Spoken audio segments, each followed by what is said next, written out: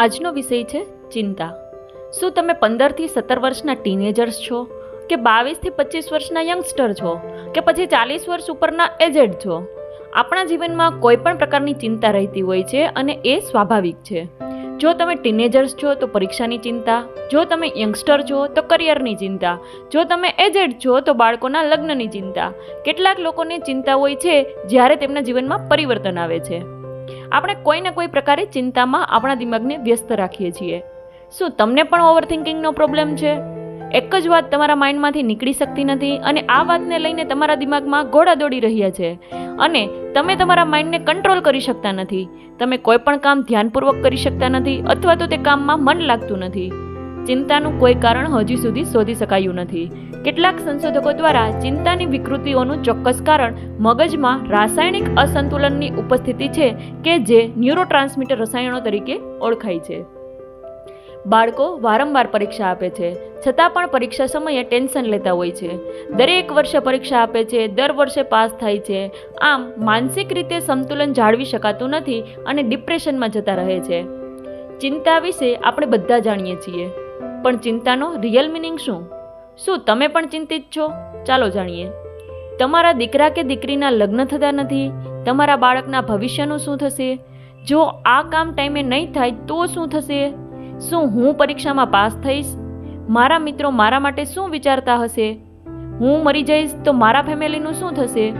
હું ઘણા સમયથી બીમાર છું, હવે મારું શું થશે?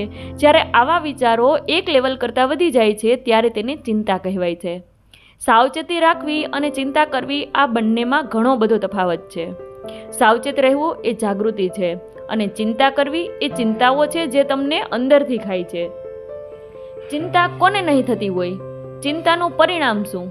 ચિંતા એટલે પ્રગટ અગ્નિ, નિરંતર બળ્યા જ કરે, રાત્રે ઊંઘવા પણ ના દે, ભૂખ તરસ હરામ કરે ને કેટલાય રોગ નોંધરે. ચિંતા એ અહંકાર છે.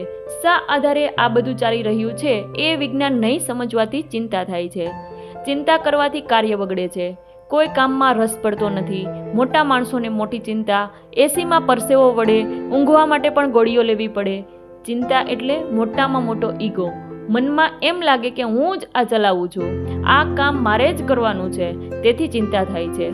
પોતે કરતા માની પોતાની જાતને કહે કે હું જ માલિક છું ને હું જ આ બધું કરું છું, એ જ ચિંતા. શું હું ના હોય તો નહીં ચાલે? શું આ શક્ય છે? ચિંતા એ કામને નુકસાન કરે છે. ભગવાને શું કહેલું કે પ્રાપ્તને ભોગવો, અપ્રાપ્તની ચિંતા ના કરો. શ્રી કૃષ્ણ કહે છે, જીવતું સિદ્ધને ચિંતા કરે, કૃષ્ણને કરવું હોય તે કરે. જ્યારે ભગવાન મહાવીર કહે છે, રાય માત્ર વધઘટ નહીં, દેખ્યા કેવળ જ્ઞાન, એ નિશ્ચય કર જાણીએ તજીએ આર્ત ધ્યાન. ત્યારે સહજાનંદ સ્વામી કહે છે, મારી મરજી વિના રે કોઈથી તરણું ના તોડાય. શું ચિંતા કરવાથી પરિસ્થિતિ બદલાઈ જતી હોય તો ચિંતા અવશ્ય કરવી જોઈએ, પરંતુ કાલની કોઈને ખબર નથી. ચિંતા કરવાથી કંઈ વળતું નથી. માટે કાળજી કરો, જાગૃત રહો. ચિંતા ચિતા સમાન છે.